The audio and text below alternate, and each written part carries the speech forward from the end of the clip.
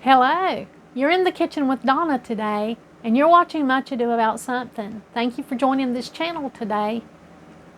I want to show you something really easy to make. It's an Appalachian favorite. It's a staple, and everybody I knew in Appalachia knew how to make this bread. It's Appalachian Fried Bread.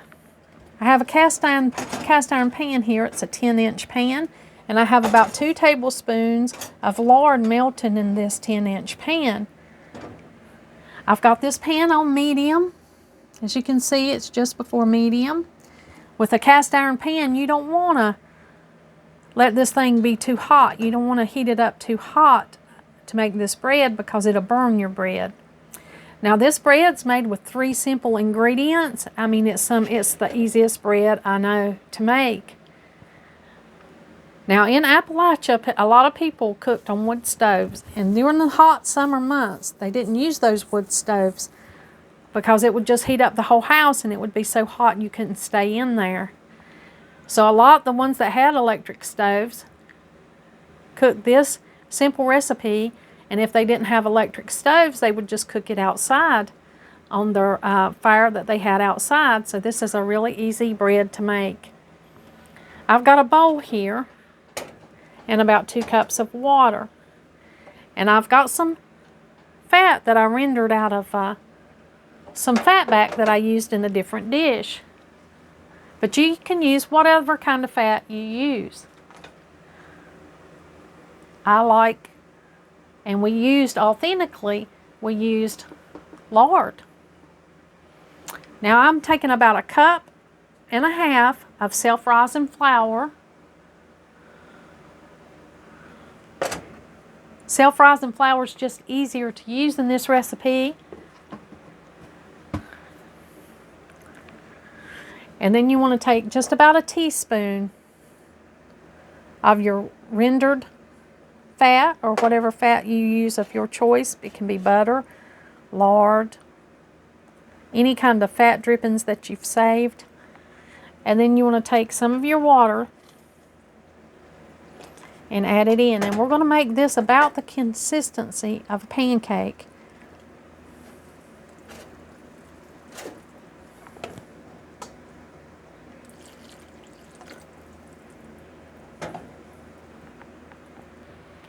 Now you're going to find it hard to believe that something this simple can turn out to be delicious.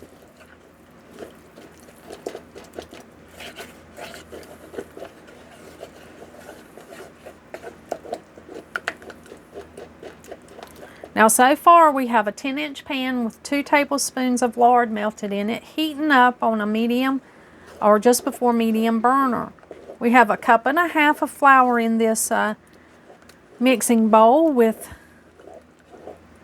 about a teaspoon of lard or drippings from your cooking fat back, and then about 1.5 cups of water.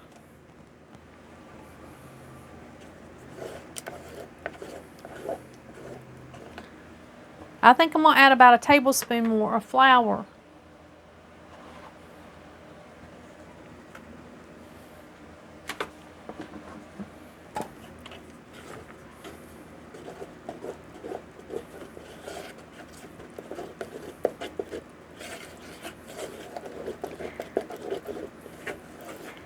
Every Appalachian person I know in the mountains that I grew up around knew how to make this bread.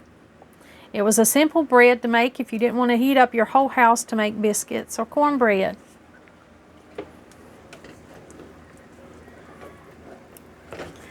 I made a video on this before and I deleted it because I wanted to wait on this one simple ingredient that we eat with this, and I'll show you that in just a bit.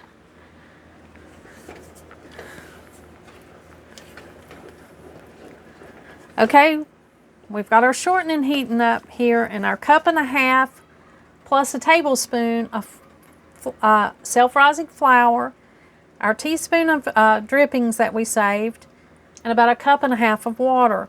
We've got that mixed and combined well, so we're going to pour it in our heated frying pan.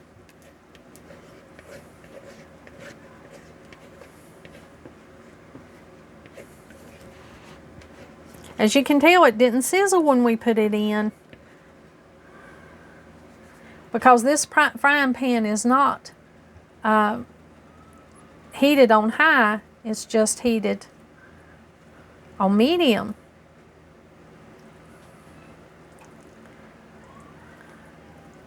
Now we're going to let this fried bread fry, and I think it takes about 9 to 10 minutes. So we're going to set the timer. That'll help us to remember to check this bread.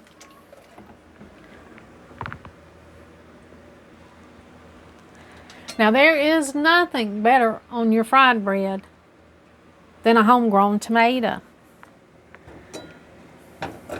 So I had to wait for these tomatoes to ripen so I could show you how to eat this fried bread the very best way. Now it's really versatile and you can eat anything that you would like on it. But a homegrown tomato is delicious, and it's the way that we grew up eating this bread. I like my tomato sliced thin. Donald likes his sliced thickly.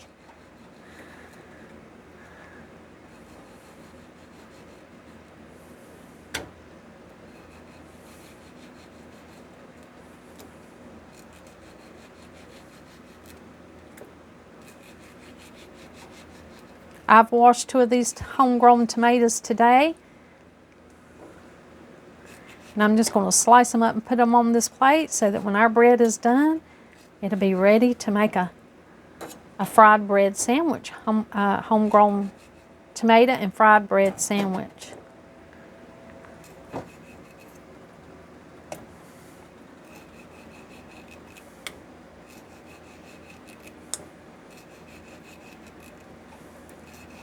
Our bread is over here cooking in the pan.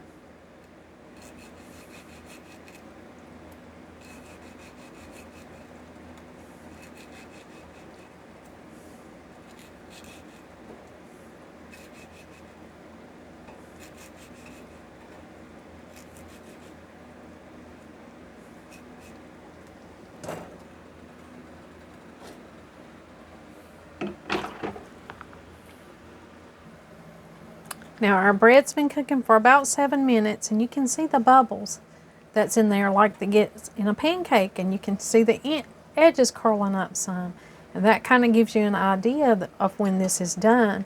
Now I want a golden brown crust on this bread, but sometimes when you cook it there's a little bit of a black scorch that can get on it.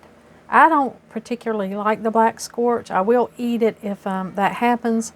But Donald absolutely loves it when it scorches a little bit. But my goal here today is just to have a brown crust on this fried bread. Now, after talking to Mama in the area that she was raised and that I was taught to make this bread in, she was saying that it was probably the Cherokee natives that this recipe came from, you know, early on there. And that's why this bread was so prolific in the Appalachians, and why everybody they knew up there in the deep mountains knew how to make this bread. Okay, now this is how this bread looks when it's cooked on the one side, and when it's time to flip it. We've cooked it from anywhere from 10 to 12 minutes. I've cooked this 10 minutes. It may take a little longer where you're at. And I'm going to show you how to flip this so that we can cook it on the other side. Now, if you have a really big spatula like this one, that would be helpful in flipping this bread. But if you just have regular spatulas like most of us,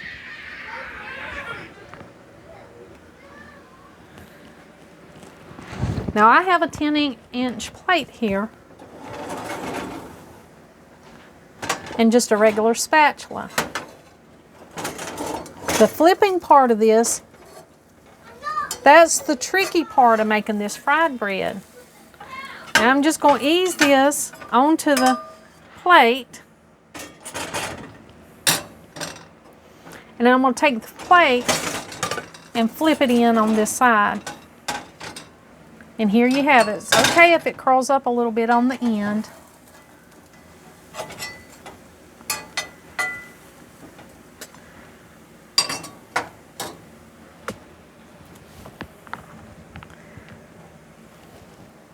Now we're going to let it cook on its bottom side, and it won't take as long as the top side did. It'll probably take about 7 minutes.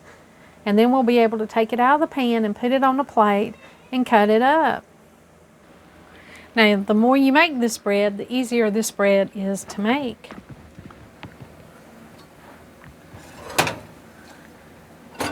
And once it's done all the way through, just lift your spatula up under it and lift it onto your plate.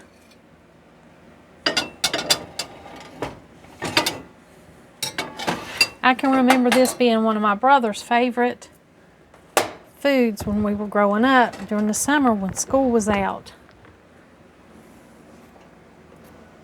He used to love this bread. Now the way we fix this bread is we just cut a 10-inch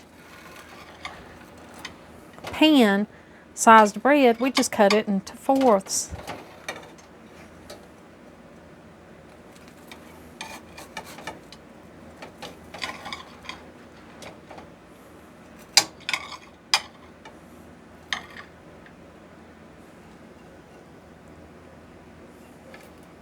And that seems to be the perfect size for the serving you need.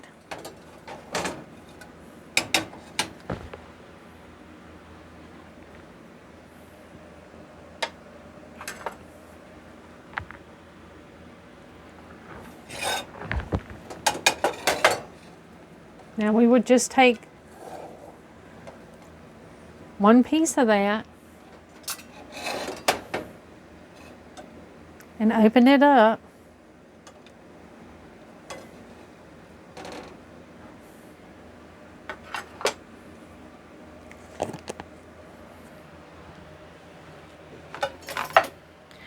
And we put mayonnaise on it. We use mayonnaise.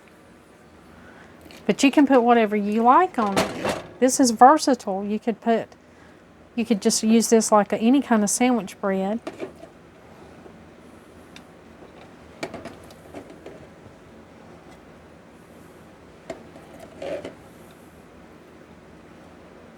We like mayonnaise. This is just the way we grew up eating it, and this is the way I'm sharing with you today how to fix this. But of course you could make it any way and put anything that you liked on and leave off anything that you didn't like. And then of course you would have to put on some delicious tomato.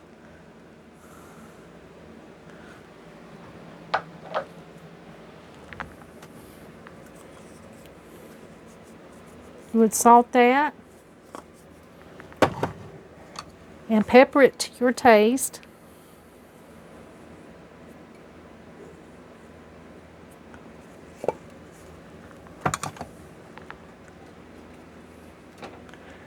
And you would have a delicious fried bread sandwich. And it would be eaten just like that. And you could also just serve your fried bread just like a slice along with any meal. It's one of the easiest breads that I know to make. It's a simple and delicious bread, and it's a wonderful treat. Thank you for joining me today, and let me show you how to make authentic Appalachian fried bread.